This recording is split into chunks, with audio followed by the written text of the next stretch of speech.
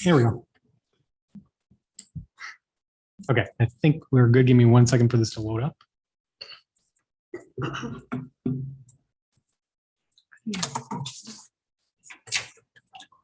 Okay, we are good to go. Thanks, Bill. We are live.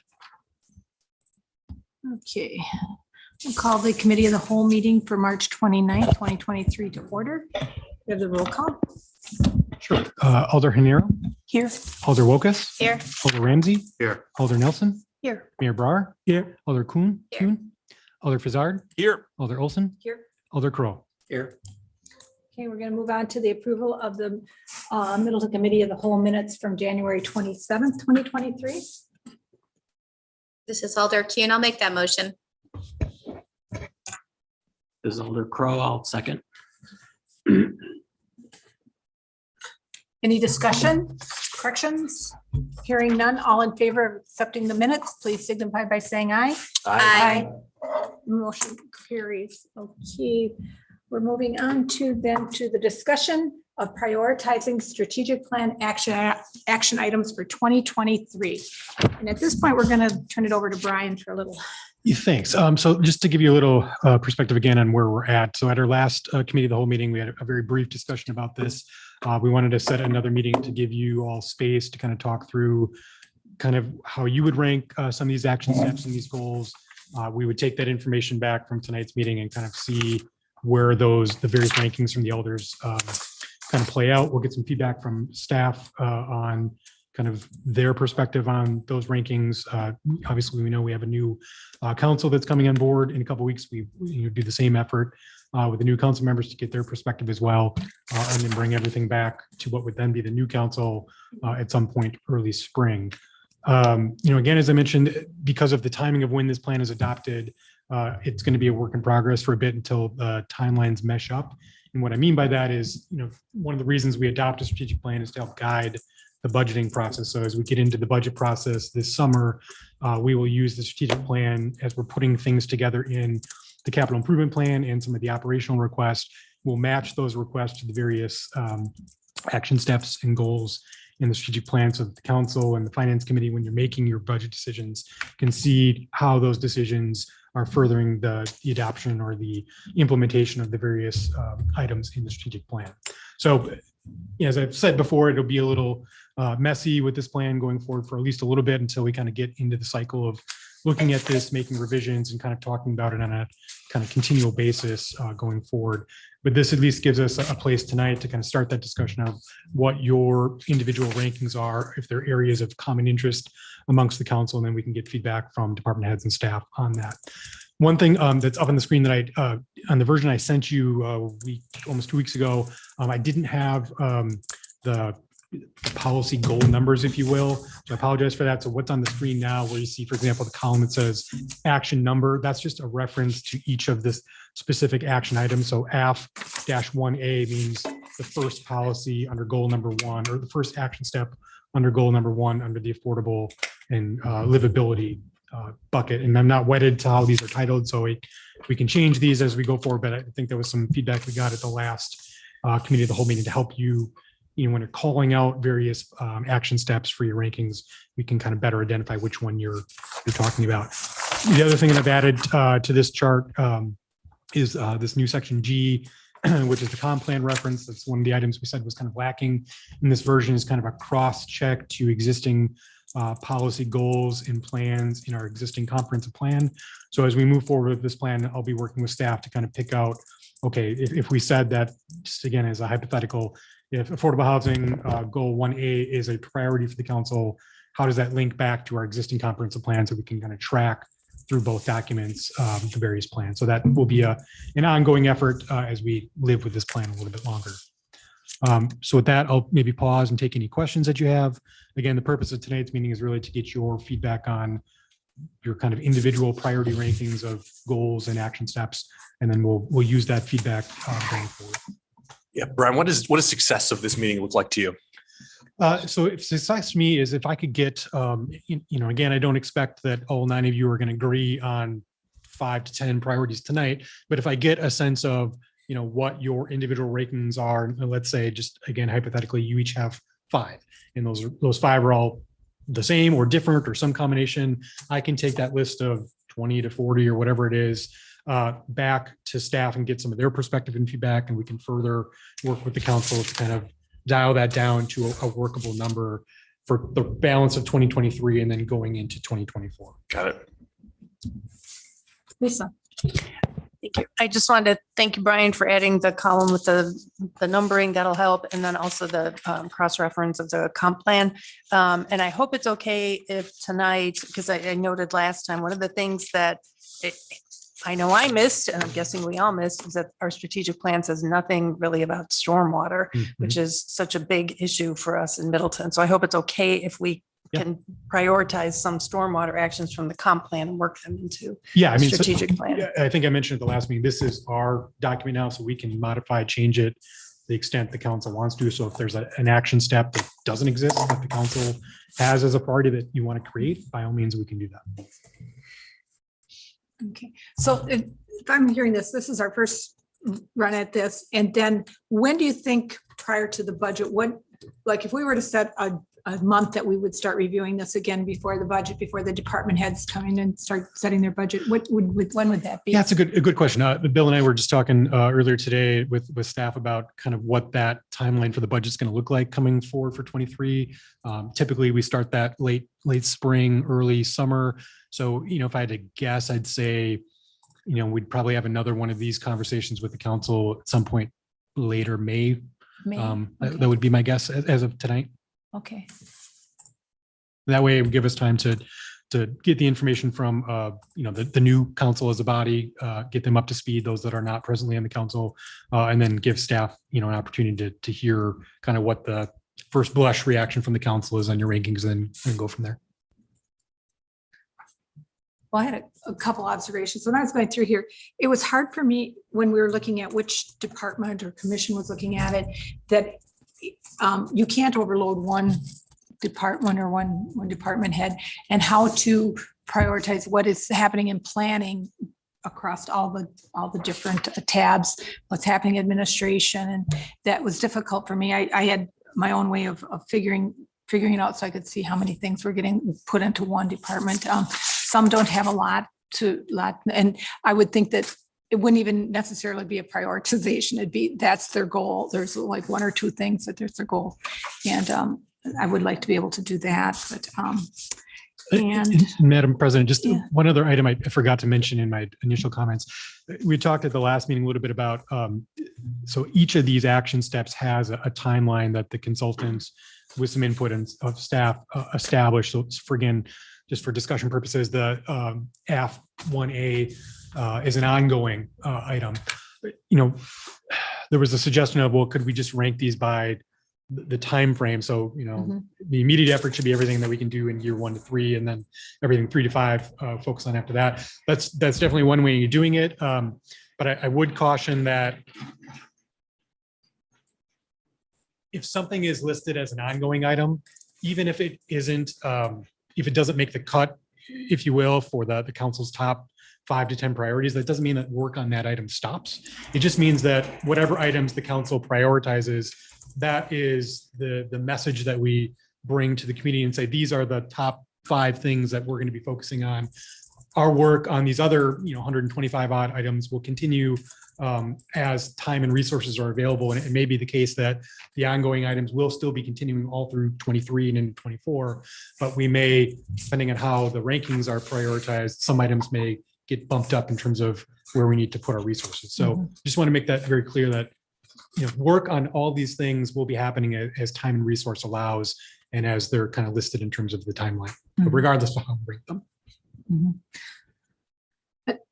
Anybody else?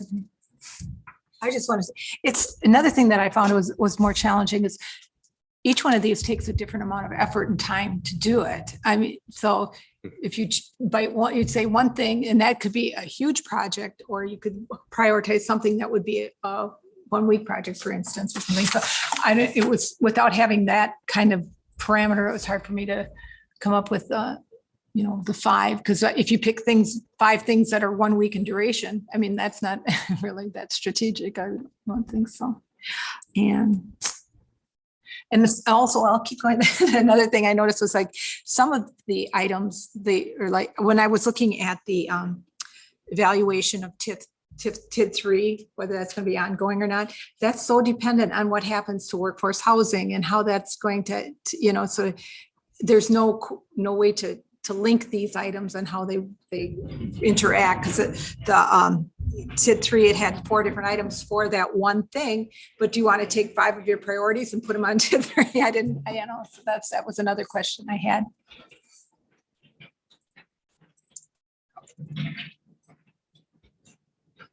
What else?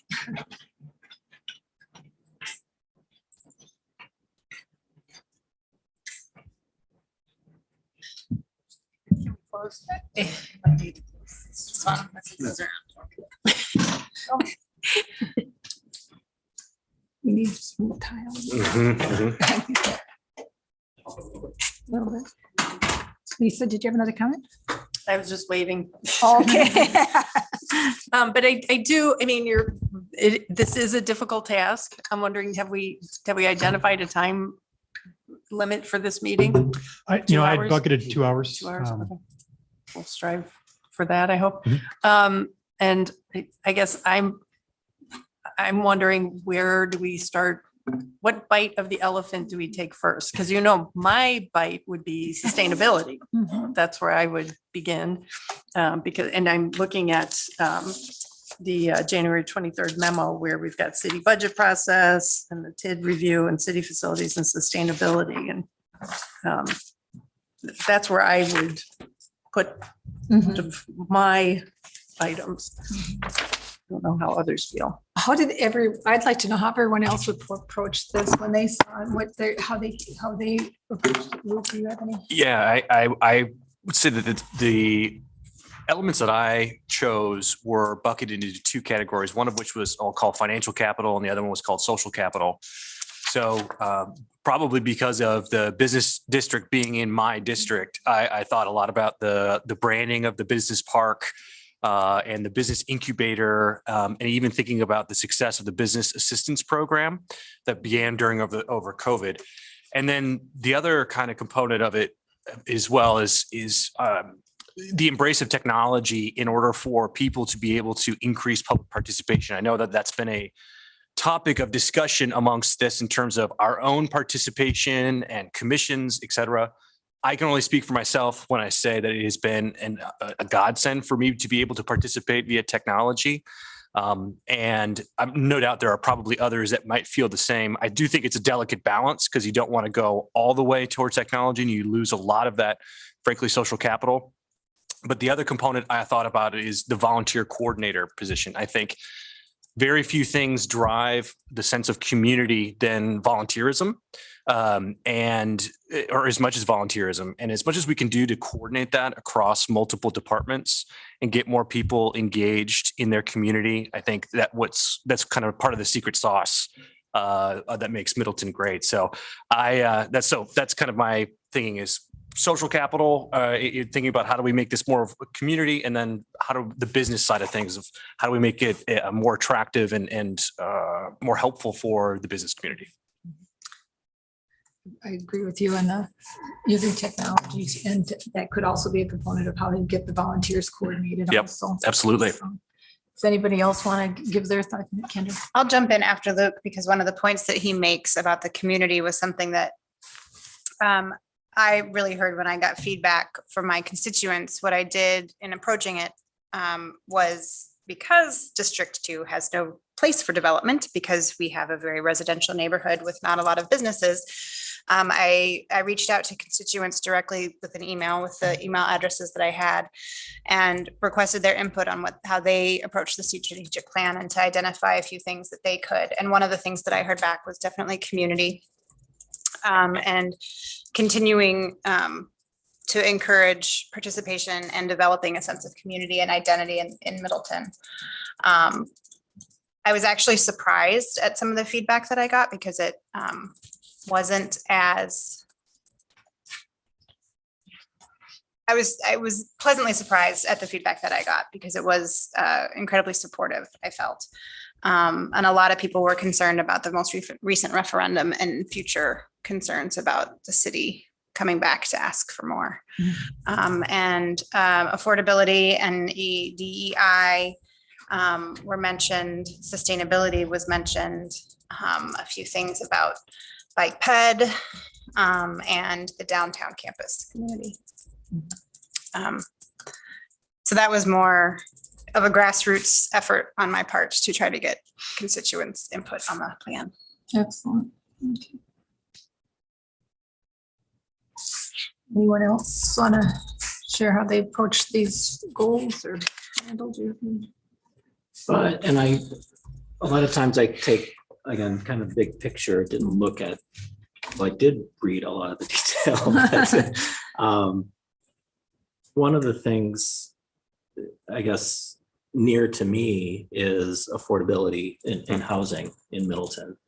One is my daughter, who has been looking for a place to live outside of our house and struggling to find someplace near here. She works in Middleton, you know, the rest of her family is in Middleton, but she struggles to find someplace to live here, get to work easily without driving, things like that.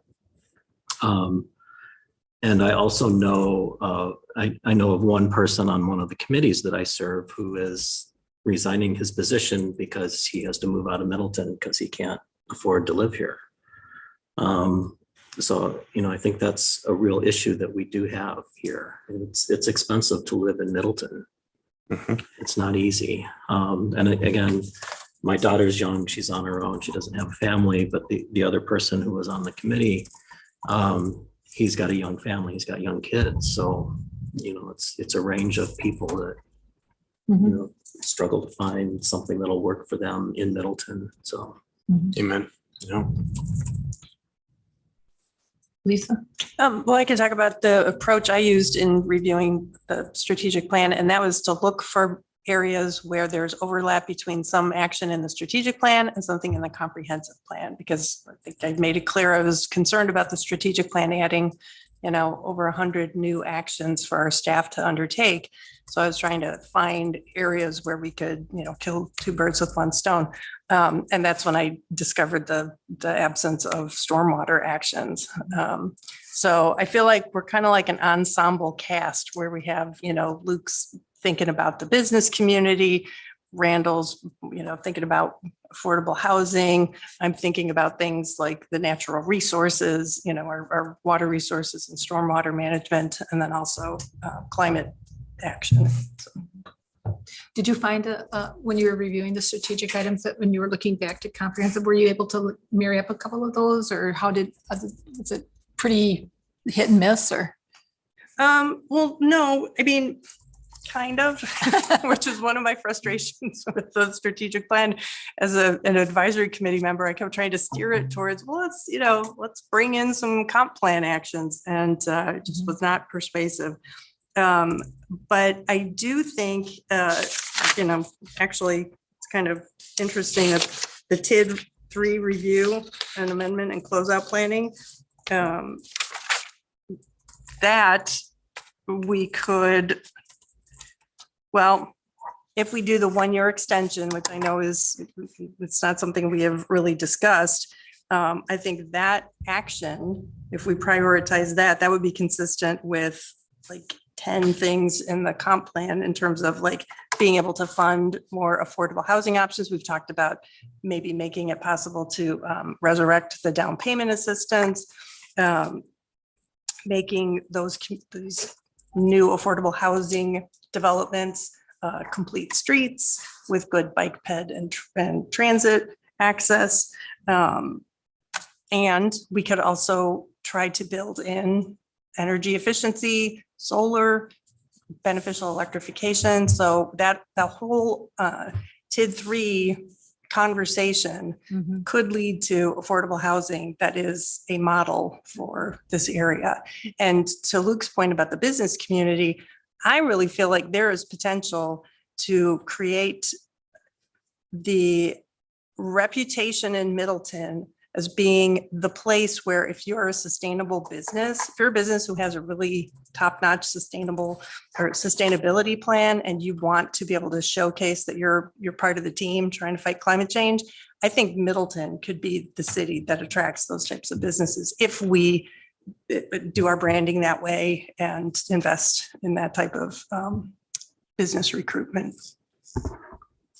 Katie, did you? I was just going to say that I think that'd be a great place to start is with the TID 3. There's a lot going on and I like that idea. This is maybe a crazy idea. Can there be housing built above any of the businesses in the business park? I'd have to go back and talk with the planning staff, but I'm going to, off the top of my head, I'm going to say no, because they're probably zoning an industrial Yeah. zoning classification that would not allow housing, because typically those are the type of uses that you do want to segregate from other sorts of activity, just because of the traffic, the noise that comes with those type of mid to high industrial type uses. Typically, most communities don't allow that type of Yeah. commingling of uses. Is it time to get creative like that? I remember in the olden days at Kohler, everybody lived there who worked there. I'm not saying that that's where we're going, but Yeah, I mean, I think it would depend on the level of industrial activity that's going on in certain Yeah. pockets of the industrial park. So, for example, if there's light manufacturing going on, you would not want to try to build housing above that. Yeah. But if it's more office type use, there are some pockets of the industrial park that have more office based users right now. That might make more sense than the more heavier, the one company I was just talking to recently that makes the foam for all that stuff. That would be one business that you wouldn't want to have housing above, for example, but there might be others that. But like a might make sense. technology business Right. is one thing we were talking about is the Yeah. technology. okay. Alder Kuhn? Katie, are you thinking of a business that already exists with a building that already exists that the city puts housing above it, or just authorizing it for a zoning change? Yes. The reason that I'm saying is a lot of times buildings are built not expecting a weight Yeah. differential, and so that might be a limiting factor, but I'm guessing you're thinking more like a zoning change to maybe have some I am, infill. yeah. Okay, well, thank you for that clarification. I took a different approach on this. I was thinking more the administrative side. And I thought that I really want to see that communications person filled, although it says it's filled, but I haven't seen an announcement. So No, I it's not was- been filled. Applications are open till Monday. So we're. in the Says midst of the- created and filled. I was hoping. I mean, created, yes, filled, no. Okay, so I would really like in 23 for it to be filled and that person trained and flying. I would also really like the administration of prepare and distribute monthly news summaries. And part of the reason is I've heard some of the alders do a fantastic job getting information out to their folks. And there might be opportunities where I could learn more on how to do these things, or if we're sending them all out, then maybe we show some examples, and especially new alders that will be coming on board. I see a couple running, would have something to look to as an example. I can tell you from doors that affordable housing that Randall referenced is something that people are very interested in, and Katie referenced. So that zoning change is on the forefront of my mind, and of course, stormwater. So I guess my buckets would be communication, those two pieces, affordable housing with a focus on zoning changes or being open to zoning changes, Well, stormwater. one time I had it where it said about filling that position, but then it had different ways to further communication. And I would almost look to that person for their expertise and how to do it instead of saying, we're going to do newsletters and, instead of how do they see this going forward? What's the best practices in their mind? And they're the professionals. So I would like to make sure that they have a say in how we move this communication I forward. mean, and I will absolutely do that, but I do think there are some kind of more baseline communication efforts that we'll do in addition to whatever creative ideas that person comes up with. I mean, I think a monthly e-newsletter is a good place to start. I think that's, I don't want to say it's a low hanging fruit because it is time intensive to kind of set that up and do it. But once you get established, it becomes much easier to continually populate with content. But it's getting it up and running, getting people to subscribe to it that takes a little while. But that in my mind is a priority that I have for this person, is to help with that. I think that goes back to the technology that Luke was talking to, is if we have the right program set up to disseminate the information in ways like if we really make the a volunteer site, we would be able to collect emails too that way too, and how to keep people engaged. So. Dan, did you want to talk about your thoughts? This is a difficult project to undertake, because if you look through, there are so many different action items and there are so many different topics that the hardest part is going to get a consensus, an agreement on what we should tackle first. You do the shotgun approach and nothing's going to get done. Right, right. And so there has to be some agreed upon priorities. And second of all, we have to be very cognizant of the fact that nothing is going to get done if there isn't funding for it. Yeah. So, I mean, that's the biggest piece. And figuring out how to thread that needle to the point of keeping the TID open and all the different items that you listed off that we would potentially spend TID money on doing that. My question is, just on that specific point, if we keep that open, that money has to be used specifically and only for affordable housing, and in what way? It's a little, there's not a hard. It can't necessarily pay for sustainability projects.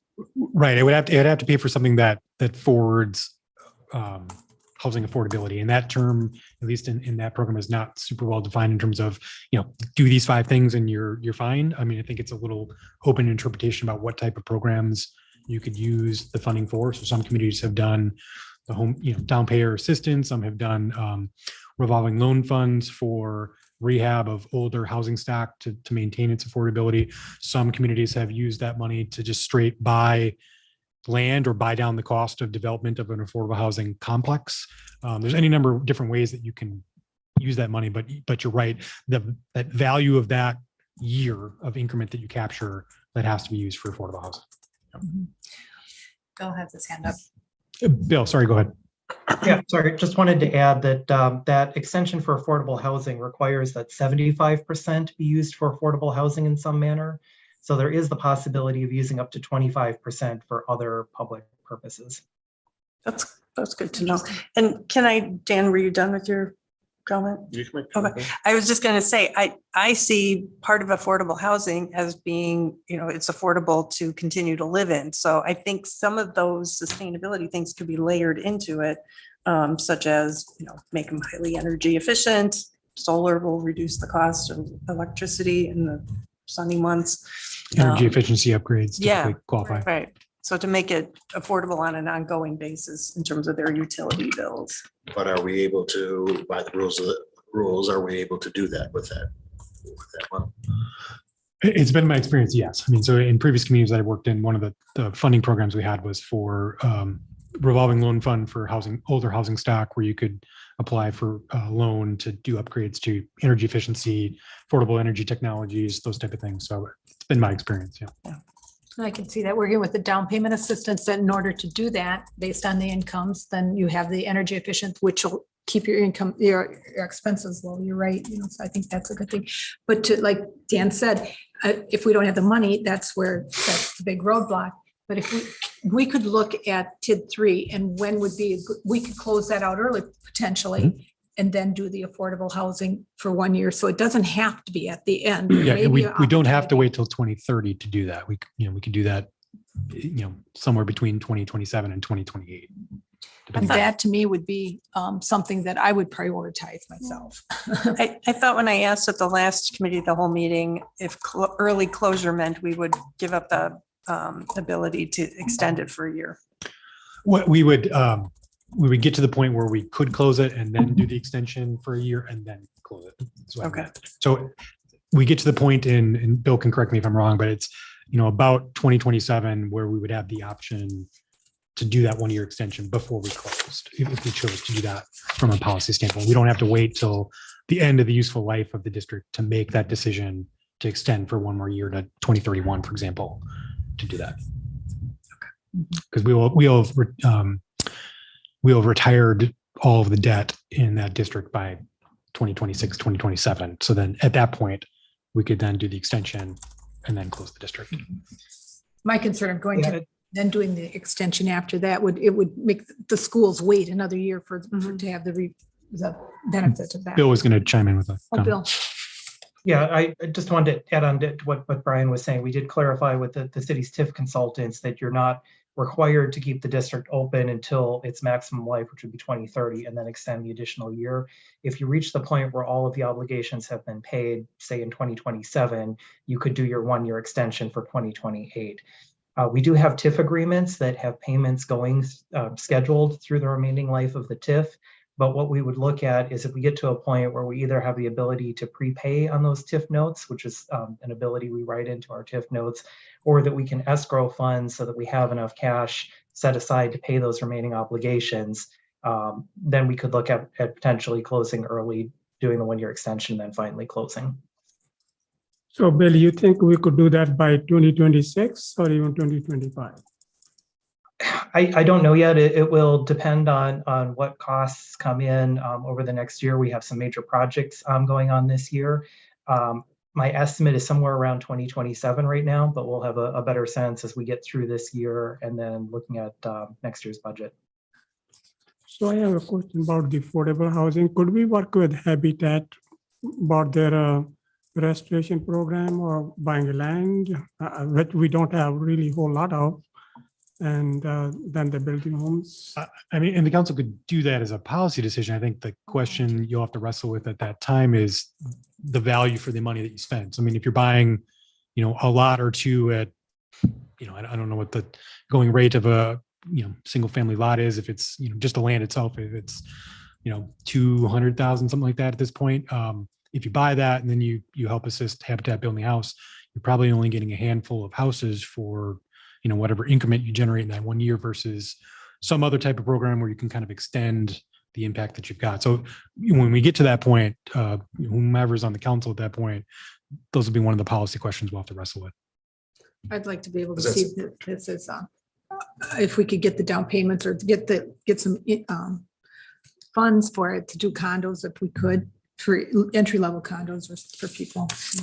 It'd be a wonderful way to get people into home ownership. For the condo, or excuse me, the down payment programs, they're a fine idea, and they've been tried on more than one occasion by more than one municipality. They're just not super successful, and they tend to get closed out. It more often than not tends to be a feel-good program that doesn't really do a whole lot. That people don't respond to, or that they take it out and it doesn't. They don't get used. Okay. Very, very few of them get used. Is that the communications you- problem then? So yeah, I can be a dreamer because I'm legal. So. Please do. We need more dreamers. So, you have to start thinking a little bit broader. So let's say you have a developer that finds a parcel of property and he wants to put some housing in and you want some affordable housing. So then you ask yourself, can the city invest in some of the infrastructure, the streets, the sewer, the water, some of that infrastructure, put in some of that infrastructure, front some of that money, and then have an agreement with the developer then so that you can make those properties more affordable. So it's kind of a public-private partnership where instead of buying a lot and building one home, you can get 25 or 30 or, whatever the case might be. But otherwise, without thinking, bigger, you're going to end up in the same spot that we're in, which is we're going to put up more buildings and people are going to ask, why are you putting up this 7-story building? Well, and we're just going to continually go down the same path. So, you start to ask yourself some vision questions as to, and Middleton, obviously, as the mayor said, it's very difficult. There isn't a lot of land, but when a developer finds a little piece of land, like the original Red Tail Acres, I forget exactly, Red Tail something. If you go into a public-private partnership of some kind in a spot that size, and 17 homes are built there, something like that, then you're actually doing something.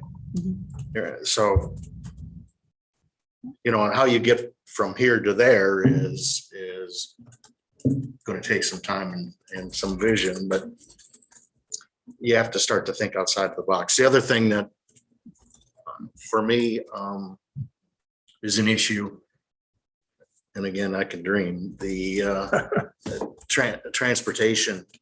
And we've had some conversations about, and to Lisa's point, this fits into the sustainability.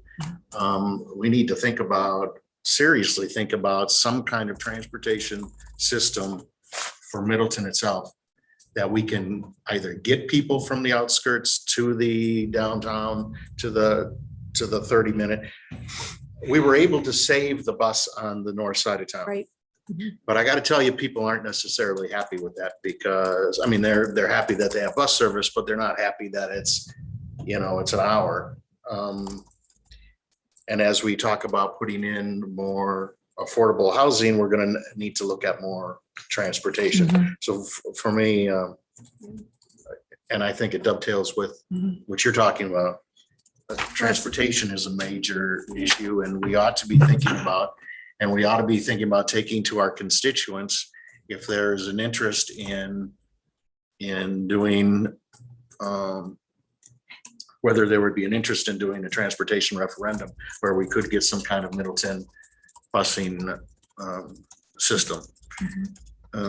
Well, there was an action item here about doing any development with transportation element to it. So, that's go ahead and. Well, it all works together. It does, We could think about a transportation utility, which is a new kind of thing people are doing. I just wanted to mention, I was in Minneapolis over the weekend, and my husband and I drove kind of, southwest part of the city to find a restaurant in particular. And when we got there, I was looking at the little shopping center that it was in, and there were big apartment buildings going up. Some existed, but others were going up around it, right by a little lake. And they had a grocery store. They had dental, vision, urgent care, a clinic, a dog or pet store with doggy daycare. They had a yoga center. As I looked around, I was like, oh my gosh, this is a place where if your office were somewhere around here, you could not leave this little enclave and get like all the services you needed. And I said, like, this is what we need somewhere in Middleton. And having all those apartments go up, all those businesses are going to get customers, So anyway, I just. Well, that's part of our comp plan, because that's what we should see on the Allen Boulevard Center Avenue corridor. And that's what we envision on the University Avenue corridor.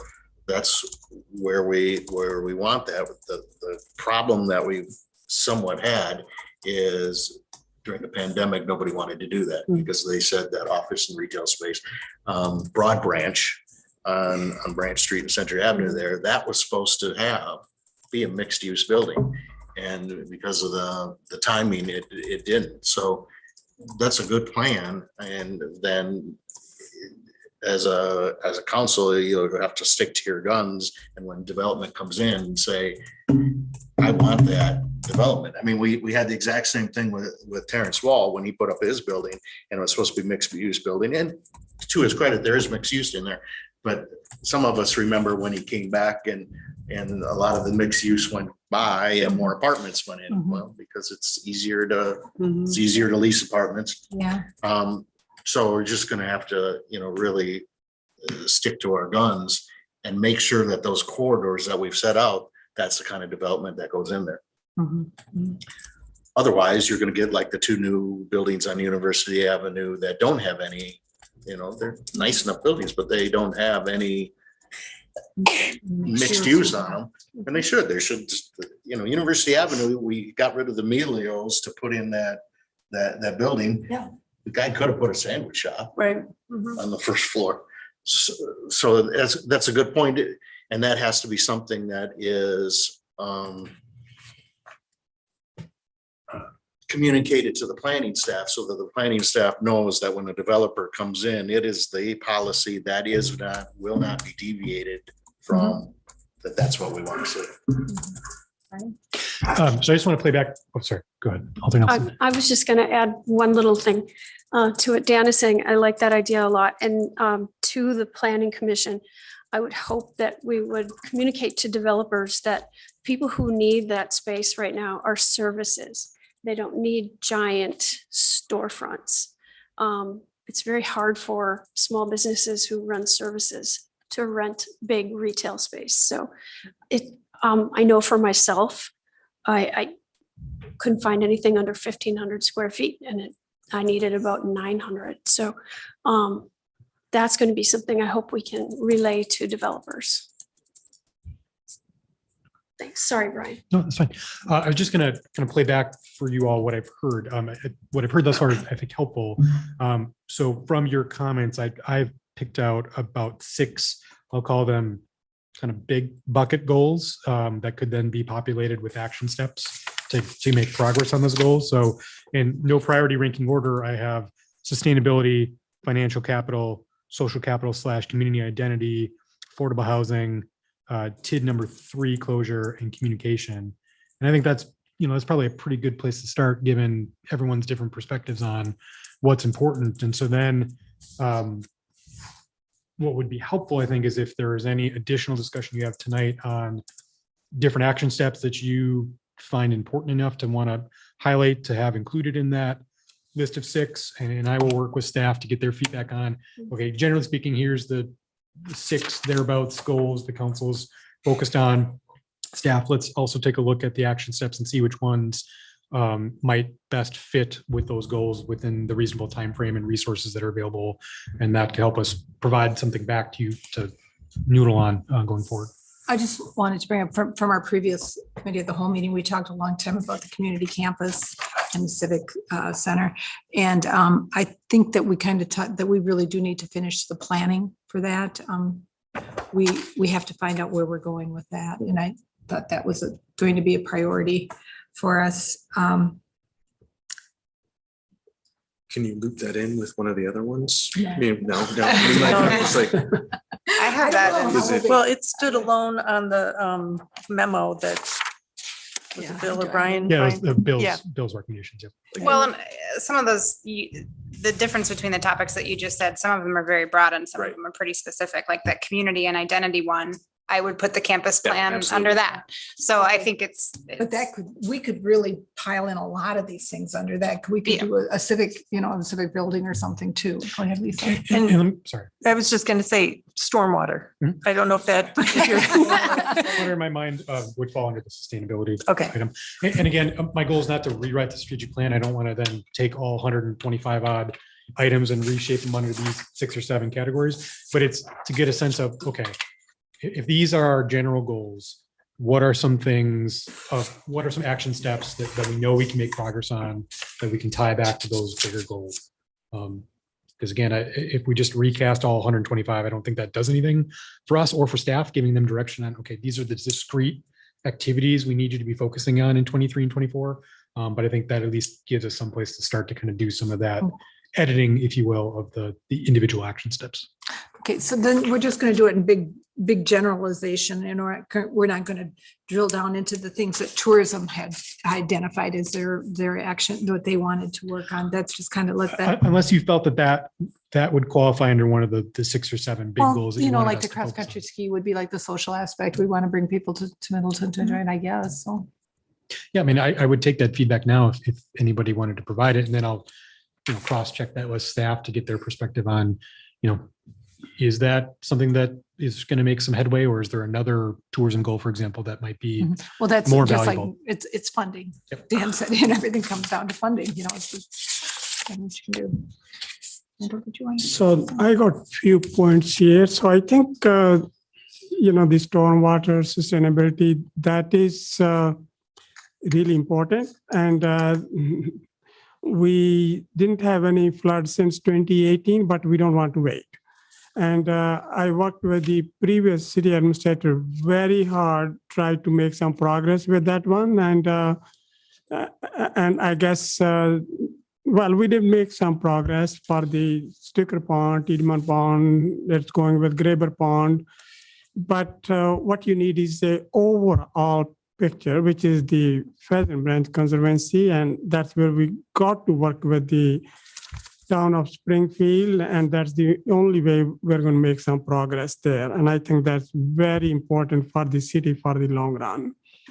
So we all talk about the affordable housing. Middleton has the highest home price, probably in the, according to one survey in the state, certainly highest in the county. So it is really laudable goal. And I, like Elder Ramsey mentioned, that we need to really think out of the box. And we did try the downtown payment, which was through CDA. And we did give a loan to 15 folks. At that time, it was $15,000 down payment. Now $15,000 isn't going to go anywhere. So I wasn't part of the discussion when they discontinued that one. But right now, if we want to do that, it will be a much larger amount, not $15,000. So we are all aware that where the world is going now, the artificial intelligence, we cannot ignore it. So just within past few months, the world has completely changed, and it's going to change a lot more. So even, our departments should already be using some, for example, Copilot or some of the other techniques which are available now. Artificial intelligence would have to be at the top. This will help us save money, which we can use for other things. And I like what Luke had said about, having the coordinator, volunteer coordinator, but could we combine it with the senior center? So, I mean, we can't just create positions everywhere, here and there. So we have to actually use some of the technology which is available to do some of these things. It's very, very important that we use this. There are some of the things which have to be done. For example, public works. You need those people for doing the roads. You need those people for picking the leaves and all of those things. And again, in case of parks, recreation, and forestry, there are things where people have to do it. But then there are other jobs which artificial intelligence is going to help you. There's no question about it. If we are in the forefront there, that's going to be really helpful, and it will be helpful for the city to stay at the top, and it will be helpful in saving money for the taxpayers, because affordability is having lower taxes as well. So why do they like, when I go around this city, why do people like Middleton? We did have one unfortunate incident here, one of the auto places, but it's public safety is number one for people when they move from Madison and ask them. Well, it's very obvious. And the second, you ask them repeatedly, it's top-notch city services. So even those new people who come here and ask them, what do you see? There's one couple right behind us, they moved from Houston, and I asked them what is really impressive here, and he said, my trash recyclable leaves all get picked up. He paid $760,000 for that house right our back, and in Houston, I don't know how much he had there, and he's quite pleased that he doesn't have to worry about this. It's top-notch city services. We cannot compromise on that one. Doesn't matter what else you do, those city services are very important part of the quality of life. And the second part of the quality of life is our green space. That is the conservancy and the parks. We cannot, under any situation, not keep those top notch. And I'm glad that we're working with that Pheasant Branch Creek, and I had hoped that it will be done by now, but I go and look at the bridges every week, and they still don't have, they're making progress. But that would have to be a high priority for the city. Doesn't matter what else we do. And I stopped it there, but this is, the public safety, top-notch quality of services, quality of life, and the artificial intelligence to save us money, and which we can use for other reasons. And I agree with, stormwater sustainability and affordable housing. They're all very important. But, when you ask the folks here in Middleton, what defines Middleton, that's what defines Middleton. Why they move from Madison? Why do they move from Fitchburg? I know we are losing people to Wanakee, but that's a different story. So, and the top-notch schools. I mean, no question about it. Being number one school district in county and number two in the state does not really hurt. So that means having a close relationship with the school district is always, which we have, to maintain it. And even if we could make it better, that would be required, period. I will stop it here. So Thank you. Randall? I was going to go back a little bit to kind of the sense of community and stuff. And I think for me, when we first moved here, which was in 1988, I didn't get a sense that Middleton had a real downtown kind of area where people could congregate. Either there were a couple of restaurants downtown, but and I don't think Capitol Brewery was open yet.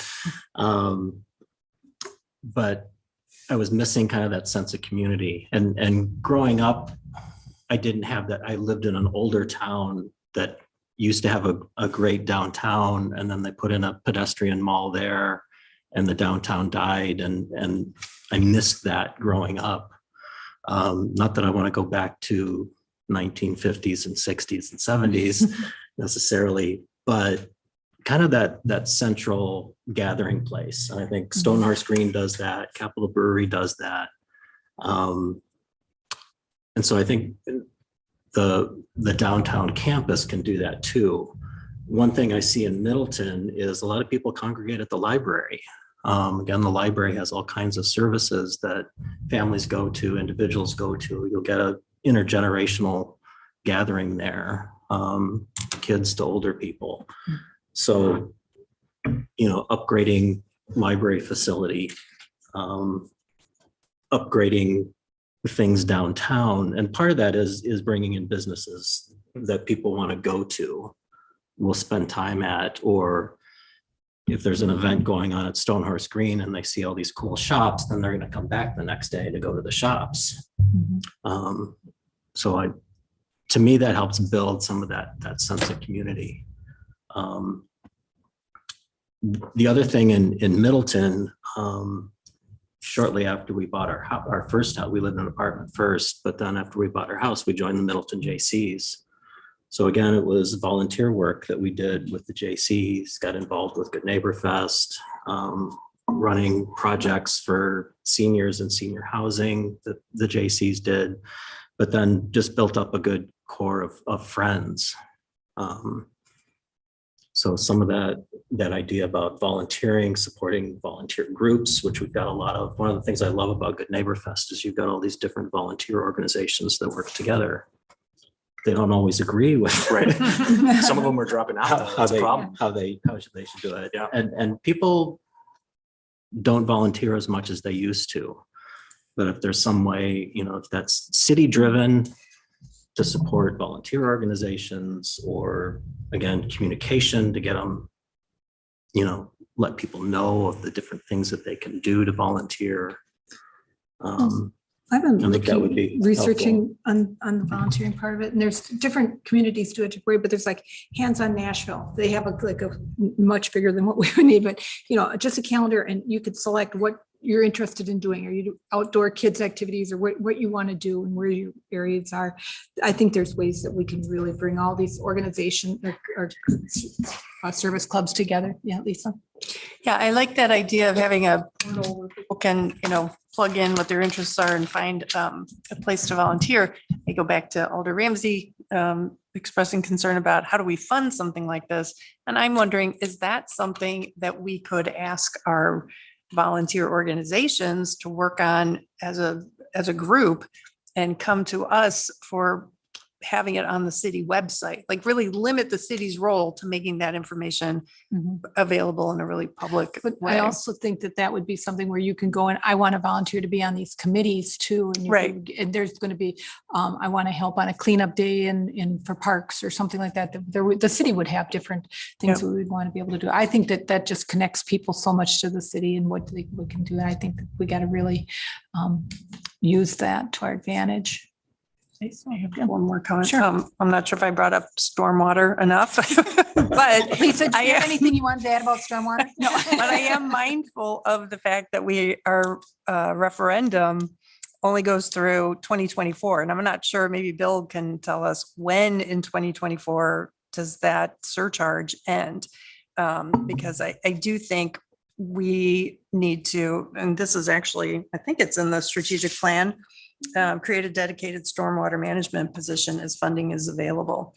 And I think we should be planning for this as we approach the end of that surcharge, the supplemental charge in 2024. And I would love to see us adjust our rate to make it more like the average in the state, make it possible to use that funding to pay for a stormwater position. And as somebody who's big into native landscaping, I would love to see our ordinance be changed so that it isn't just businesses that can get a reduction, a credit for their efforts to retain water on site. I think it should be something that we encourage residents to do as well. I have 2 points, if I could. So Randall and Kathy, good points there. So one is, Stone Horse Green, the community feeling, that really is great. And Randall, you had a great idea. And Kathy had a good idea that, downtown, so campus plan. So about the volunteers. So we have Kathy is also in Kiwanis. So we are in Kiwanis, and Kiwanis and the Boy Scouts and the Optimist, we clean the Lakeview Park twice a year. So we have a key club here. They have a hard time finding a place, work to do. If there's any work which city wants the volunteers, we have close to 200 kids there. They are just there to help, but they don't have things which they could do. So it's we have people who are looking for helping. So if you could just our departments or whoever could provide that just some information that, well, we need help here. So rather than hiring people, we could actually use a lot of that help very effectively. And about the downtown campus, I think Brian and the others said it very rightly too, that one thing which we were missing in the past was trying to find what our needs are. For example, the community center. So let's look at our needs. And then I also like, your idea that you put it really well, that it shouldn't be just, it's sort of what do we need to renovate and what we need to build. So actually you put it really well here that city needs to revisit the civic campus needs and assumption following COVID, and I will add the another word following super emergence of artificial intelligence to develop a plan for and we should evaluate, keep and remodel. I think that's very important. So I think, Brian and Kathy, you have a good point there. Well, one thing I wanted to add to that, and we talked about it at the committee of the whole, when we talked about the recreation and wellness center, is that we didn't want to lock it downtown. We want to evaluate it, but we want to see where it best fits in the town, where the biggest need is. It's what I heard at the committee of the whole. Is that true? And that's different than what this action plan is. So we might want to update the action plan. Because it says it's part of the community, and that's not true. But Kathy, you are saying that and Brian, the others are saying the same thing. There's a time to look at the whole picture. So Right. And What I I'm fully- saying is we got to be able to have an open mind to Yeah, where. and I agree with all. all of you. I think that's a great way to go. Okay. You can't really just plunk $100 million, you're going to make a lot of people very unhappy. So. As we're looking to try to do something concrete here, and or at least brought up with the stormwater utility, which is something that we've bantered about back and forth, that's coming to an end. Now, there's something that's very straightforward that we could actually put on a list and actually accomplish if we can get an agreement on whether or not that we want to do that.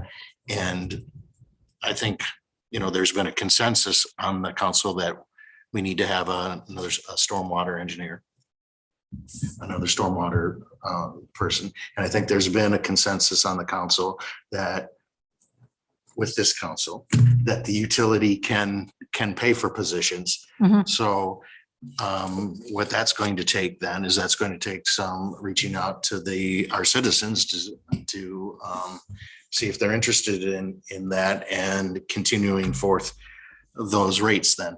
But that's the first thing that we've talked about tonight. That's actually something that is concrete that we can do. That's an action plan.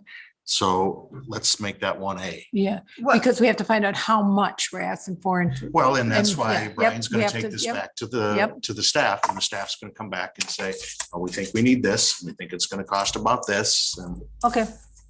And to your point, Dan, do we want to take this conversation now that Brian had identified the 5 or 6 things that we had sort of picked as topics, and using the memo, the January 23rd memo, take each of those head topics and identify, 3 to 5 or 5 to 7 strategic, just the AF, just by number, just sort of like what they're laid out here, just so we can give staff something to sort of structure it around. That'd be helpful. I mean, Yeah, any- so any if we feedback could you- move towards doing that, I think that would and help instead of, I wouldn't go 5 to 7. Do I 3 to think that's 4. too much.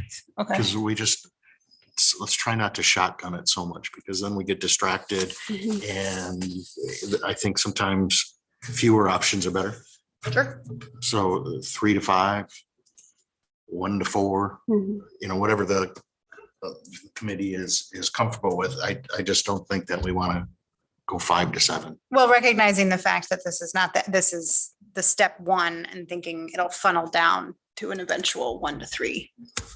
Staff doesn't always funnel so well. Well, but we also have new council coming in that will help us narrow it down at the end of May. So I don't think that obviously, we don't want to identify 20. We don't want to end up, like Right. Brian said, we don't want to end up with the entire strategic plan trying to fit into each little bucket. But if we can identify some, and then, they might fall off as new council says, that's not something we want to see go forward. So I don't think that we should try to really nitpick it down right now, Mhm. but that's my opinion. Well, do we want to agree that we want to look at the stormwater engineer position as a one position? So That's we'll start with, low-hanging fruit. so we're doing sustainability, and that's where Okay. that is on this. I don't Got know. but It's goal 3 under, I think, transportation, It's an interesting place. for it. infrastructure and technology. There it is. TR3C.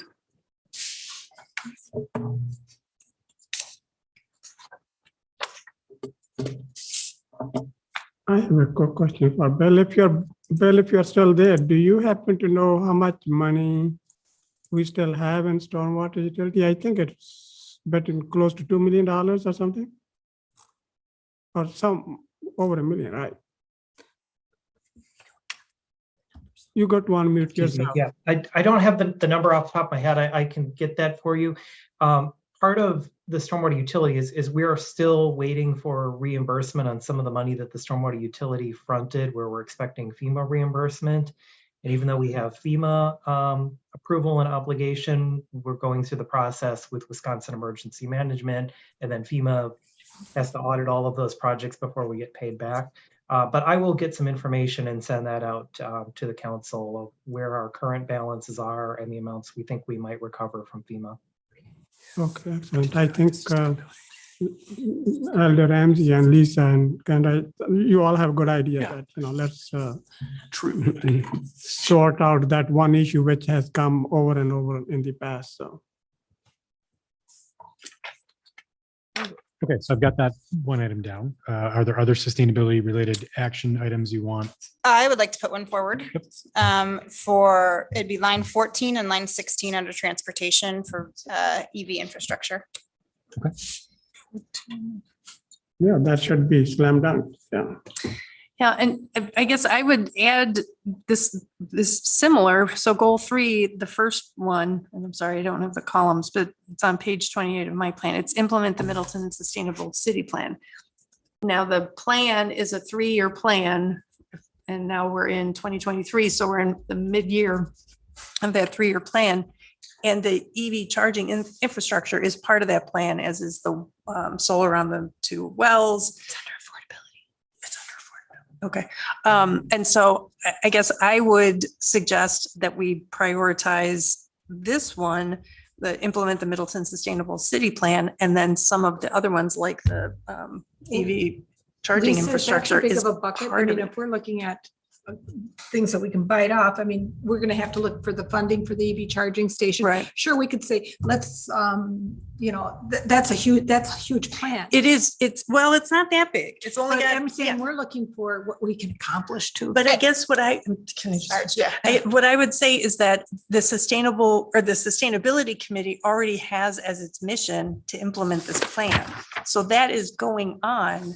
And the question is, do we want to support that by prioritizing it, or at least, sending the message to the sustainability committee that you're on the right track, bring council some proposals from that plan. Because not everything, if you read the plan, not everything will be implemented in each of those years. These are, some of them are long-term, some are short. So I would say if we implement the Middleton Sustainable City Plan, that's consistent with our goals for 100% renewable energy by 2050. And we already have a committee that's dedicated to doing that. So that's. But we're looking for what we're gonna do this year, right? Isn't that what we're?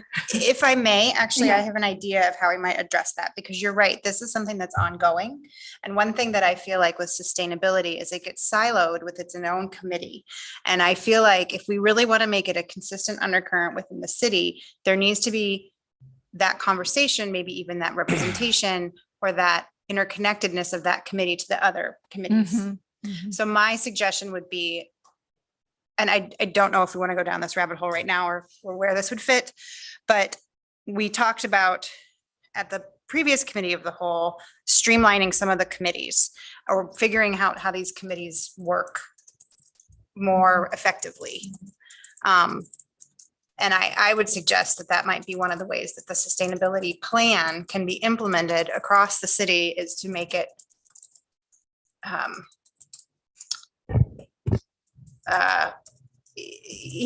Kelly's position. She does great work, and she's one person. I wish we had 3 of her. So Yeah. each department had a sustainability person within the department that was constantly thinking of that. But we don't have those kind of resources. So how do we make that happen? Sustainability is in the comprehensive plan. It has a green chapter. And that is huge to me, that it's already part of the comprehensive plan. We can't just say, okay, let's do do this, it's just, it's a big portion. And I think that we're looking for where our priorities are. Alder Kuhn? Could we take your idea a little step further, Alder Wilkes, and have say, an agenda item quarterly on various committees, maybe not all of them. Because public safety might have some things for sustainability, like future cars. Yeah. Fleet, that's my favorite topic. But maybe it doesn't work for that. But maybe 75% of the committees could have just an agenda item to update them. And the reason I came up with the idea is that Kelly recently visited the Aging Commission and talked about the NOAA project. I was excited to see her there.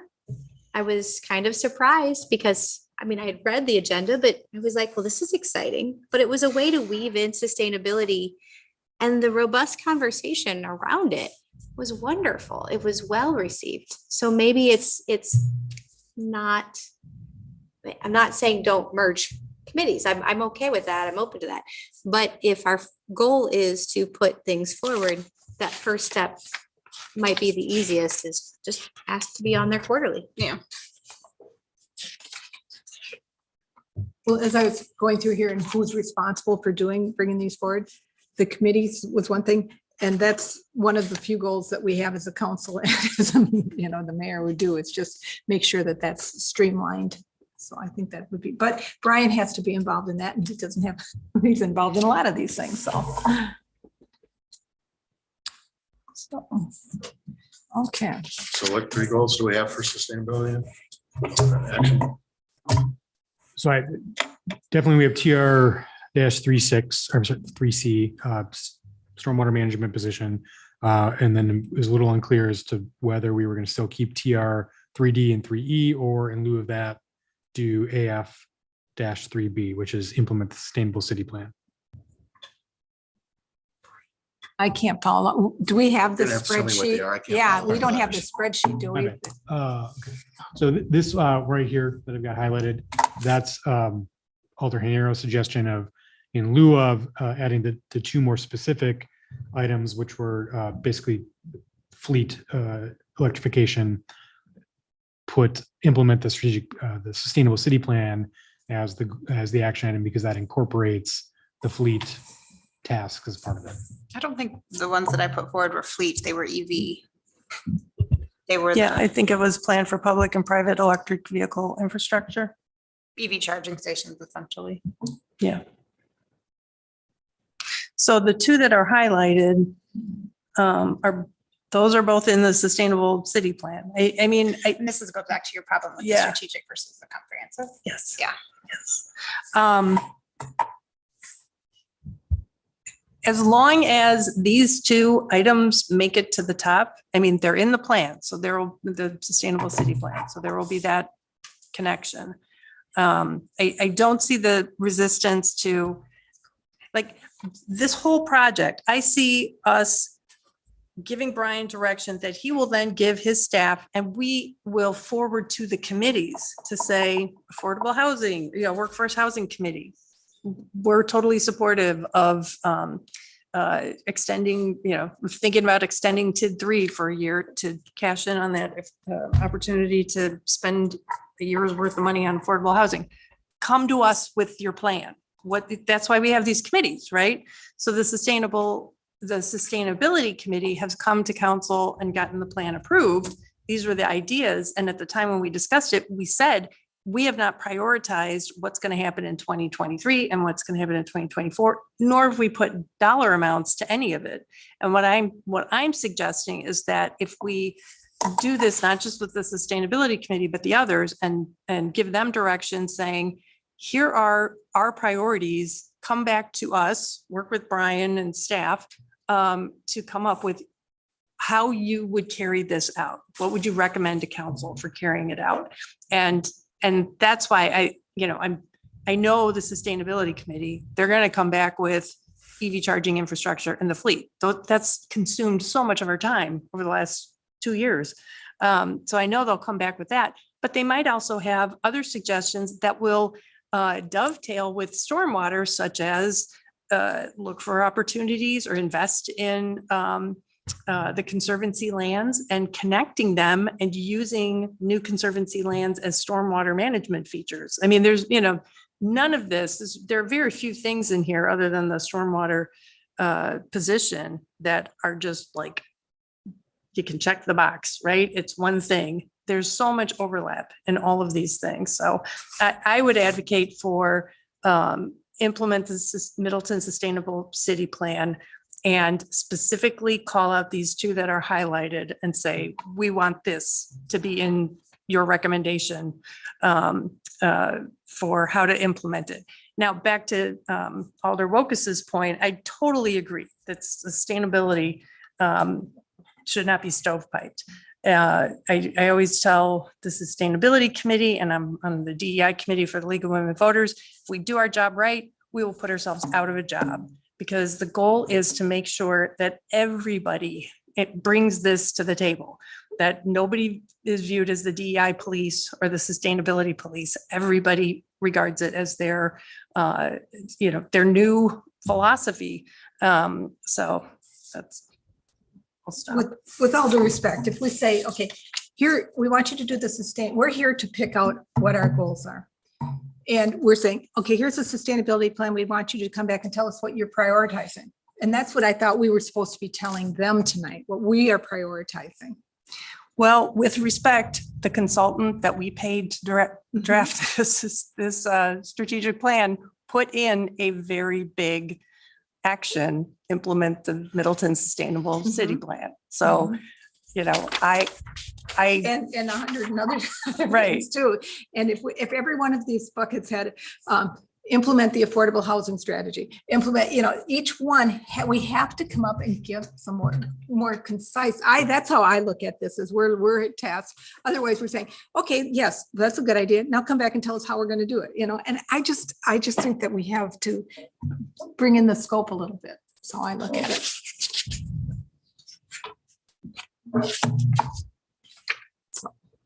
And I think we should, Katie. I'm just, I have a question here. So we've got our sort of 5 big plans, and each one of these, are we going to have the 3 little things that we send back to committee to work on? Is that what we're thinking? I'd like to at least get some feedback from the council on, again, some subset of action steps that go along with, in your mind, what implements that particular goal. So if the goal was affordable housing, what are the handful of action steps as of tonight, could change in the future, that the council thinks get us there? So we kind of, have we outlined sort of what we want for sustainability? Is that I what think, I'm hearing? and I think we can work on how this is worded, but I mean, it's a place I to have start, 3 right? to 4 places for sustainability based upon this discussion. Yeah. Right. I think it's throughout all this. Like if we say, yes, we want to do community campus, sustainability is going to be a huge part of that too. I mean, it's just. Sure, but we're trying to everything eat that we an do. elephant, right? Yeah. Right. So I guess to answer your question more specifically, unless there's additional sustainability action steps that the council wants to put out there tonight, I think I've got enough to at least start with for this particular Yeah, goal. I and think then we- that sounds, Would you read that back for us so we can say? Yeah, so I've got for the sustainable am I playing goal, this game right? the action steps that I've heard from the council tonight is TR3-C, which is the stormwater management position, working towards that. Affordable F3B, which is implement the same sustainability city plan, but within that, providing the guidance that, the key components of that we want work done on is TR3D, which is the public-private EV infrastructure, and TR3E, which is invest in municipal fleet electrification.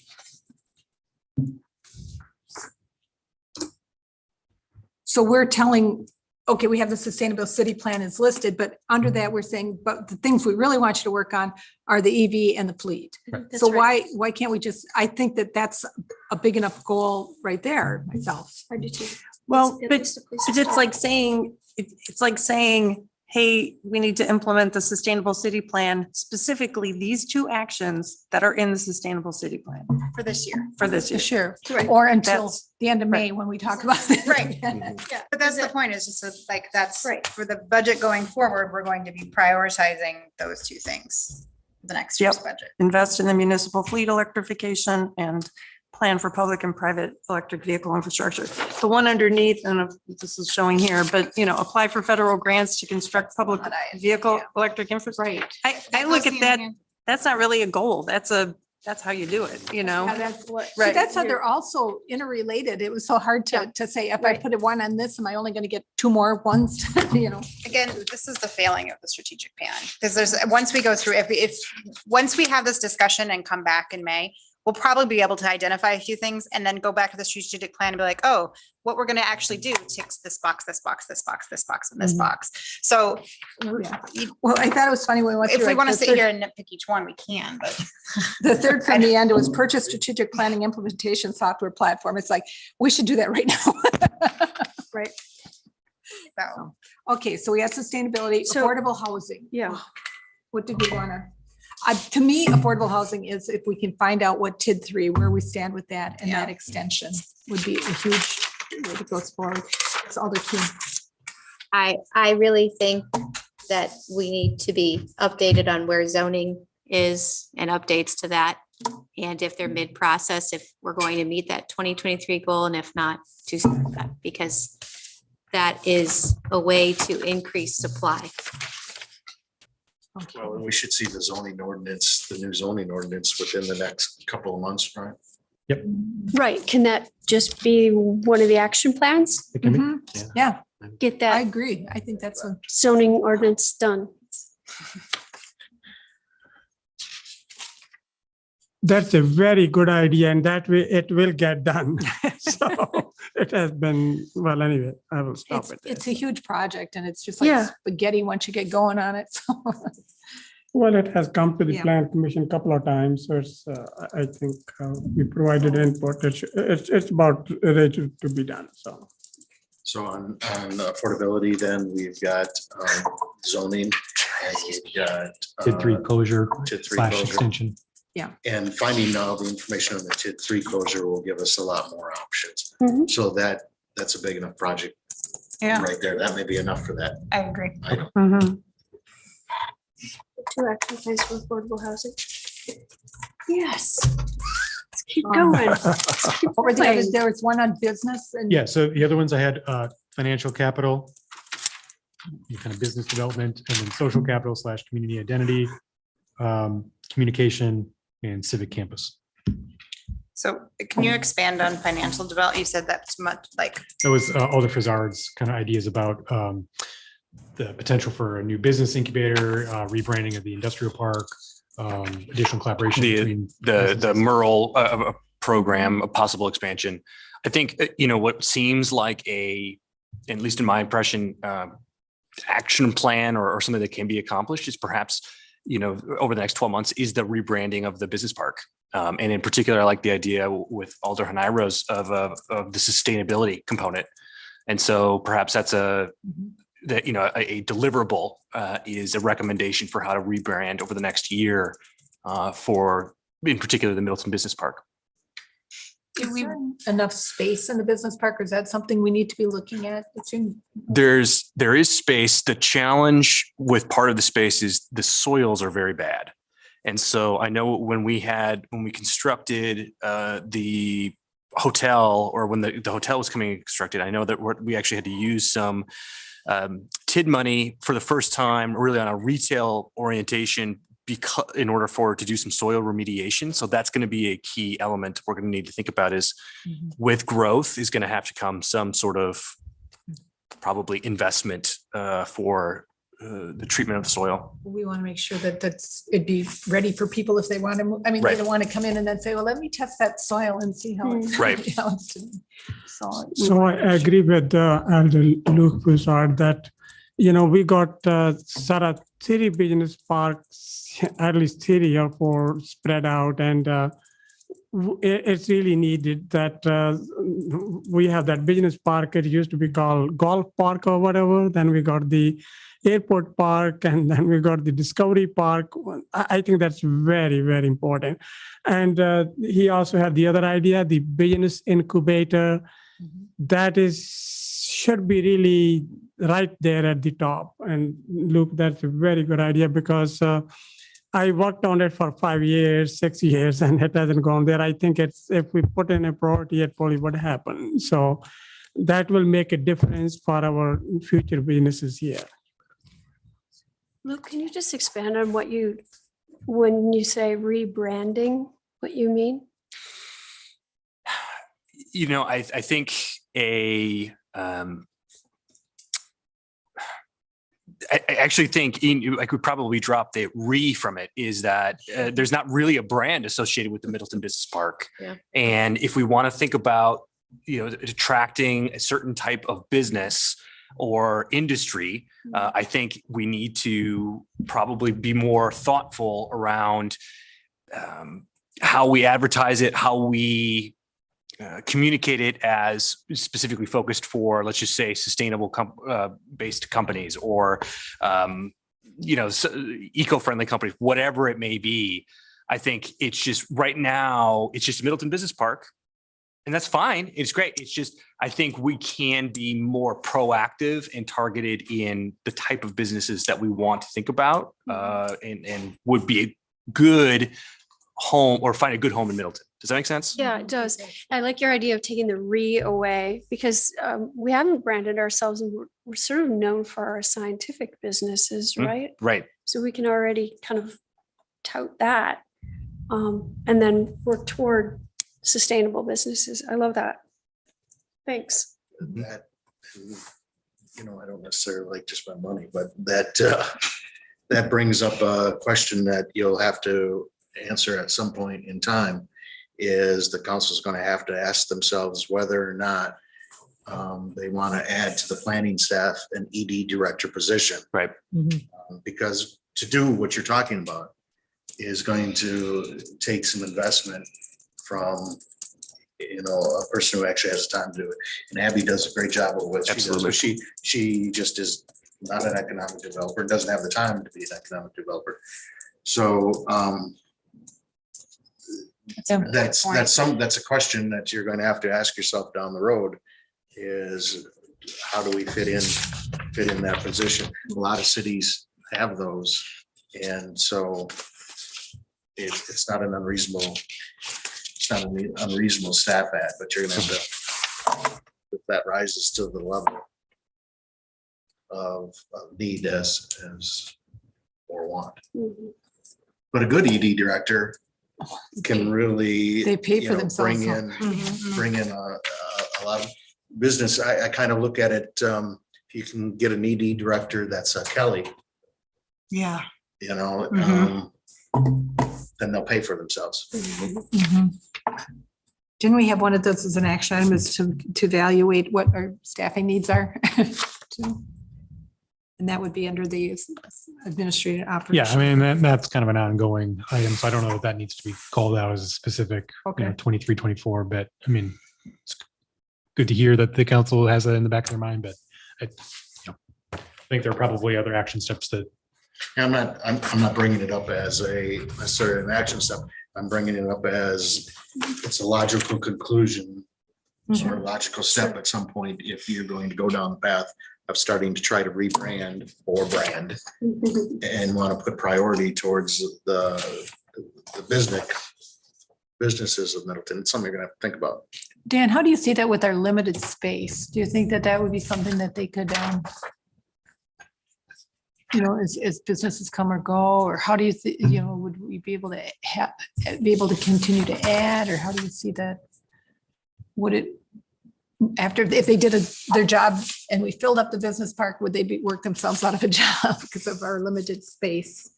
Well, not necessarily, because your companies are coming and going in, and projects take a long time. I mean, Yeah.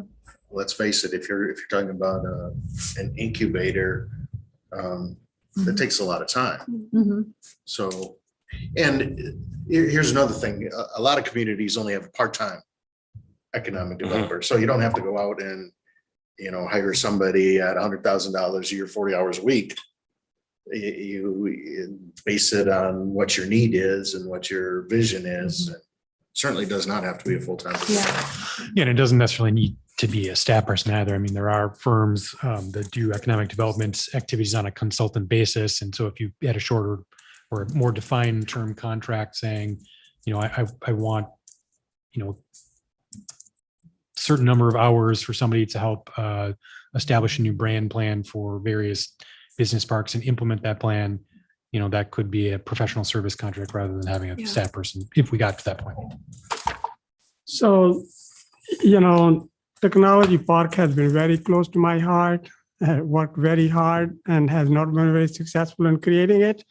So, but we have to create a technology park for the future. I know we have again, the land issues and with the previous administrator, we looked at beyond this query with even having a jointly with the town of Springfield, but it's somewhere along Highway 1218, yeah, so this has been my passion is and would be because that is the future. So I know we got limitations, but let's at least keep at the back of our mind. If we can find some suitable land, let's create one. Right. We're at 7:30 and I want to make sure that we get everything accomplished in the No. amount of time we By have. So Brian, what else do you need from us? Yeah, so we're making good progress. So that I got 2 items for financial capital, and I can, if there are other items that make sense to plug in, we'll do that and bring that back for your additional feedback. So on the social capital, community identity, were there any items that you wanted to call out for that particular goal for us to consider? Brian, can I ask, what were the 2 under financial capital? I have branding. Yeah, I had, oh, sorry, Business. financial capital. I've got branding a business park and then business incubator. Being a second. Okay, those. Yep. For social capital, Luke, you were talking about, Yeah, potential volunteer coordinator. That goes back to the staffing. I think that's more of a longer than 12-month initiative in terms of particularly if you're going to hire somebody. And the other component is, the technology, which I think we've taken a big leap forward this year in adopting technology that allows people to participate virtually. No doubt there are a whole host of other technologies, and as we get used to this hybrid world that may pop up from a professional's perspective, that maybe makes sense for us to look at to adopt in the city as well. So is this volunteers, are these for, because I'm thinking of what you're talking about and you're saying hiring somebody then, but I'm also what Lisa was talking about, which was, we put a porthole on our city website and the different groups get together and decide, and we're just purveyor of information. Yeah, I think it's, I don't, yeah. We have to kind of ask ourselves, what is our responsibility as a city? I don't really think that the volunteers are great and we need the volunteers, and I'm not diminishing that in any way, shape or form, but I'm not sure that it's our responsibility to be the volunteer coordinator. I think it adds to people's quality of life too. It's when they're participating in their community, they're more connected and they're more, And I totally agree with that, but I'm just not sure it's the purview or the mission of the city to hire a volunteer coordinator for all these different organizations. Well, I think we have needs ourselves too, for many things, the city itself. Well, can you Kendra. elaborate on that? Because I don't understand what we're asking volunteers to do. What I'm thinking of, committees are one thing, city they volunteer for. They could volunteer for parks cleanup. They could volunteer for library things, and when like the arts committee is having an event and we want, it's so hard. Oh, should we have this? It's going to be hard to get people to do that. Okay. But people could always just, any committee that has, anything that a committee wants to do, move forward. yeah, managing, and again, we're not probably at the point where we need that position, but again, as we're looking out in the future, that is something that I've at least heard in the last couple of months of just the management of the existing volunteer staff that we have for the various activities of the city. So senior center, library, those type of things, just having somebody to help coordinate the intake and management of those volunteers is one piece that may not be a part-time position, may not be a full-time position, but it's something we need to solve for at some point, which is separate from what you're talking about with the being a portal of information or a conduit to let other community volunteer organizations get their message out to the broader community. And I think that loops back to Alder Kuhn's topic of communication. That's one thing that the city can work on, once we kind of ramp up our communication efforts. Because it can work, both the portal can work both ways, because we can put out what we want to need as volunteers as city. Sure. And we're putting it out to all the other different volunteer Right. organizations, and they can have days where they can come help us. So I mean, so having Lisa's idea of a portal kind of works both ways. So Elder Ramsey has a good point. For example, we have a coordinator, for example, for cleaning the Lakeview Park. It's one of the scout leaders. So he coordinates the Kiwanis, he coordinates the Troop 240, and he coordinates the Optimist. So every year he sends the emails, and that's his job. So he has been doing it for almost 25 years, and he knows what he's doing. And so we already, well, at least for that particular function, we do have it. But I think what would be important is if there are city functions, volunteers are dying to be able to do them, but they're not available for them to do those jobs. That's what's needed. So. Yeah, and I think that's one of the challenges. And again, I'm not sitting here tonight saying that, we necessarily need to have a staff position to do that, but we may at some point in the future. I don't know yet, but one of the challenges with, I see what you're saying, that you've got, folks who want to volunteer for the community, but one of the challenges is we can't just allow people to walk in the door and do it without kind of processing them in. There's waivers that need to be signed. There's as with all things, there are some legal things that need to happen in order to allow that, and just understanding that is an additional time and sometimes a resource cost. So free labor is never free. And so we just need to kind of manage that expectation when we're having, that happen, that there's a back end of things that needs to be managed. Yeah, that's a good point. And there's another group, Friends of Cattle Pond. So, the same way we communicated with the city and did all of those things which you just mentioned. So all of that stuff is already in place. So, which is great. I think that what we need to think far enough ahead about is what happens if, in your example of the gentleman who organizes the Boy Scouts to do the pond, if he decides to step away from that activity after 25 years, then what? How do we capture that institutional knowledge to make sure that somebody else can then carry on that task? That's just something that I'm trying to think through. Katie. Two questions maybe. So I'm seeing this as maybe a savings for the city staff if we have a volunteer coordinator. I'm thinking about Lori and coordinating all of these people working the polls, right? Working the voting booths. That would save her a lot of time if there was someone else helping the volunteers and getting them all set up. And then secondly, again, out of the box, is this something that could be a small committee? Possible. Instead of there's one any person number- who yeah. leaves and takes all that knowledge away. Yeah, there's any number of ways to address it, but I think it's right of the council to put it out there, something we need to think about. Yeah. I was just going to move on to other ideas for community development, if I may.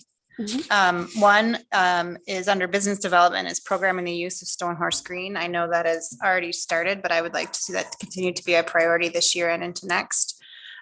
Those kind of things community building only happens if it's consistent and reoccurring. And I think that Stone Horse Green is a great resource. We spent a lot of money on it. Let's use it. I know the CDA and Matt I can't remember. Snyder. Thank you. I can never pronounce his last name right, so I was going to butcher it. They're doing a great job, and I think it's just one of those things I'd like to see the funding and the priority of that move forward. The other, we mentioned it, the campus plan, and I would advocate. Again, I know we talked about rethinking, but I think a strong downtown, as Randall mentioned, a strong sense of community is based on place, architecture, a sense of a united location. So, but I would put that so we have it somewhere, so it's moving forward. I would put it under community development. One thing I don't want to lose is public safety. Is that on our list? It's not. As of now, no. As of now. it's not. No. Needs to be. Well, public safety is number one. Kendra. Doesn't matter whether it's on the list or not. Kendra. And I would like to point out that I personally believe the use of the strategic plan is to identify for staff things to prioritize, but it's not a ranking of anything. Right. I think it still says that we're just recognizing things that are on our list of always Well our said. recurring things to do. Mhm. But as the mayor mentioned at the beginning, public safety and public services are, Mhm. as a council, I think that's our why priority. people are here, yeah. So I think anything like public works or public safety kind of goes without saying. And I kind of think that sustainability kind of falls into that kind of weaves its way through and should always be a consistent thought. So I would say that I don't think we need to point it out because I think, but I don't also, I don't want you to feel like it's getting a short shrift. So if you feel like we need to identify Well, there's certain certain things things. in here, that, you know, like, are we prepared, is that? Are they looking for a direction from us of what they want us to focus on, like a hazard mitigation plan or emergency preparedness, or that's important to me. I mean, but Yeah. is it And- something that's just gonna happen if we Yeah, I don't mean, talk so about some of it? those things are going to happen because, you know, either through state statute or county policy, we have to do it anyway. So for example, the hazard mitigation plan, that process is underway. That was something I briefed you all on.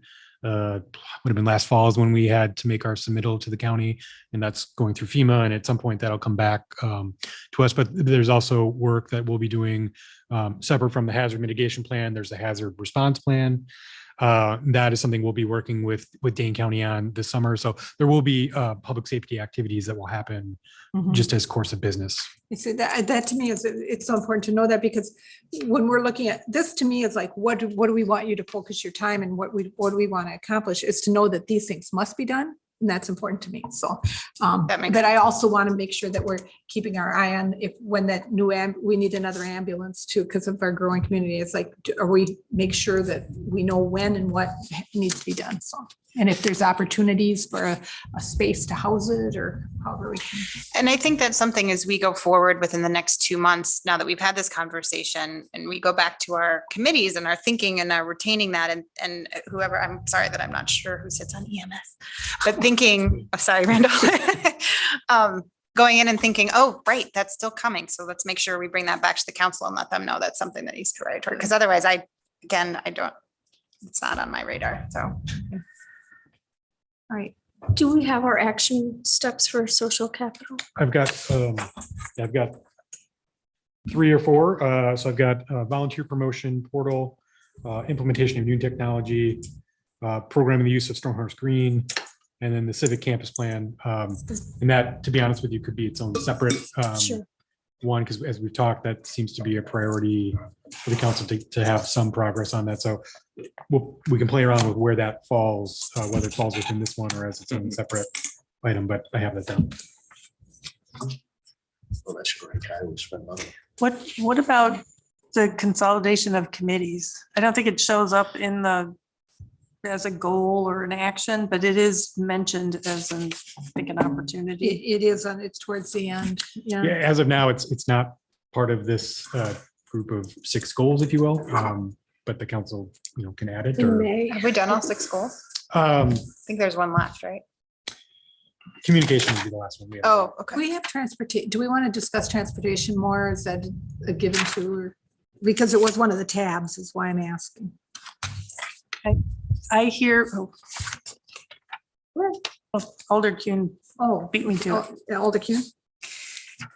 I was thinking about that volunteer portal, which I think is a great idea. However, it may take a lot of resources, including staff time and funding, to prepare. And with so many things under that topic, I'm wondering if that's better for a second year goal. Because we're already 4 months into the year, basically. And it may take away from the other robust items. But I think it's noble, but maybe just considering delaying it. Can I ask you a question about that? In your experience with the senior center, are they really hurting with volunteer organization? Because I know that would be somebody who would be looking for it. So would that be something they'd be okay with putting off a year? Well, they have a halftime already. Yeah, they Okay. have a halftime. They have Okay. over 200, I think before the pandemic, they had over 300 volunteers. It's So something that's really important. They keep it very organized. And I appreciate that you're acknowledging it. However, creating the website for it, I don't know if anybody works on websites, but There's software. I mean, I don't think you'd have to reinvent the wheel to do it. So. well, true, but to have it, train for it, implement it, review it, have people screen for the, like, that's a lot. And then there's cost. If you're buying it off the shelf, it's probably 10 grand.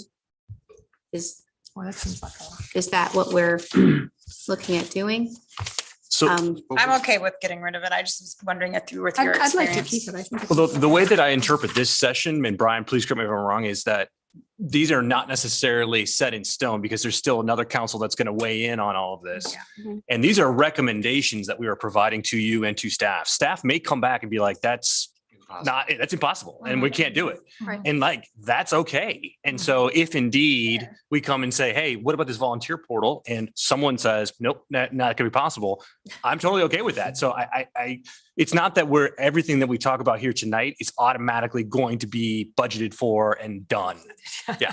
Well, I appreciate that and I wholeheartedly agree, but Brian, are we up to like 22 items already? I haven't 22 action steps. I haven't counted them, but I'm just saying, I'm glad we're weeding down, or weeding out of, we're getting close to this one. okay, out of 150, but if we keep going, it's extensive, that's all. Well, when I looked at this, I already said PFC, they had their volunteer items wanted to get for youth and everybody had bits and pieces of it. So I think it's weaved in there. So I think people know that it's coming. Do we need to add anything? Oh, Lisa, go ahead. Just under I don't know where you would put community engagement. Is that the social capital? I do think streamlining the committees would be a worthwhile effort. To undertake, at least start this year. I agree. Because that'll help us, make sure that when people are appointed to committees, the committees actually meet because they have a purpose. So I'd like to see that. And as part of that, because whatever recommendations we wind up coming up with for consolidation, we have to update our ordinances. I would love to see Middleton join some of our peer cities and start using the Unicode library system for our ordinances. I think it would be much easier for people to find the information they're looking for. I would agree. I will say that doing that transition over that is going to be time intensive and to get people trained up on it. But the end result, I agree with you, is you can punch in keywords and Would that be as big an undertaking as rewriting the zoning code? The second following. To recodify an immune code is a pretty time intense. I mean, it's a Yeah, year it really plus is. to do that. Lisa, that's a great idea. That actually, where do we go? Because that's nowhere in the strategic plan. Yeah, Correct? I mean, it would tentatively be under something like adopt new technologies. I mean, if new Okay. technologies to give people more access to information, Municode might be a tool, one of a number of different tools to streamline the way we get information to people. Okay. We'll have to price that out, and it could be something that, if it costs 10 grand or 20 grand to do it, you have to plan out in the capital 3 years out from when we're going to do it. But at least we'd know that. All right, perfect. Okay. Thank you. Lisa, the committee thing, that's tagged with Brian and the mayor and the council to do that. I mean, it's not like the mayor and the council, we have a lot of things under our plate to do. I mean, there's 13 different committees and all these goals are spread out over them, and that this would be just one thing that we would, be working towards. So then you would be having working sessions or committee of the whole meetings to look at how, I would think that would be, any way you do it, it's gonna be a long process. Remember when we went to just clean up the ordinances with the committees, how long that took? how long people serve on it, yeah. We Oh, spent a that year on it. that went back a couple times, That was didn't it? fun.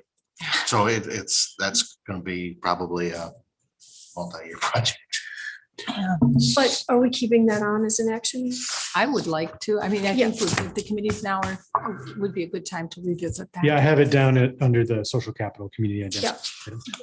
So I have a question, Lisa, and the others. So do you see any problem with the committees per se? Now you want to consolidate, or what is, I think these committees are working as far as I can tell. So I know you wanted to combine the finance and the personal committee. So other than that, are there some other committees which are Mayor, I think combined? this is something we need to talk about if we. Oh, have it on okay. Yeah, so. And just to be clear, I'm not saying that the committees aren't functioning well. I'm saying our consultant elevated this. This didn't, it's in the recommendations that precede this table that we're looking at. And I think it's worth pursuing and looking at, are there ways, I'll give you another example in addition to finance and personnel. And that's just observing that, usually personnel issues have some kind of financial component, maybe not always necessarily, but when personnel meets, it's a fairly short meeting and it comes before the finance committee meeting. We often have to have joint meetings. So just looking at it objectively, it's like, maybe there's an efficiency to be gained there by just having one committee. Another one, I think Conservancy Lands is split off from the rest of the Parks Department's functions. So you've got Conservancy Lands and then everything else that Parks does. And it just seems like maybe there's an opportunity there. I mentioned this to Kylie. We didn't have a long discussion of it, but there might be an opportunity there to bring Conservancy Lands into the Parks PRFC, because really you don't want to have Conservancy competing with other functions within Parks. Everything should be decided holistically, in my opinion. So those are just two examples. And the ones that don't meet regularly, they're kind of an ad hoc kind of. Right. So there's ways to do that. So is that on our list now? Yep. Okay, let's see. 7 minutes. So. And then just the last one I had was communication, but I think I'd gotten some of your feedback on that one before. I mean, the new position will help with that, but then there'll, be some discussions about, what are the ways that we can improve communications to the extent we can two-way, so not just information that we transmit, but responding back to information that we get. I don't know that I want to put this as an action step yet, but at the last meeting, we talked a little bit about the annual survey, restarting that up again, which I think is a good idea. What I need to figure out is the funding piece of that, because I'm not quite sure how we fund that on an ongoing basis. So again, things that we'll hash through once we've got the communications. Communication person, that'd be great. That would help us set our priorities too. Okay. You have enough from us. Yeah, I've got a lot Anybody to have start with. anything to I add? appreciate everyone taking the time to kind of muddle through this and give me your first impressions. We'll spend some time putting this in a format that, we can read and understand, and then use that to get additional feedback from stakeholders and go from there. You want to have anything they want to add? Okay, we'll need a motion to adjourn then. So moved. Second. All in favor? Aye. Sorry, who was the first and second on the adjournment? Luke and Kendra. Thank you. Great job. Thank Very you. Thanks, productive. everybody.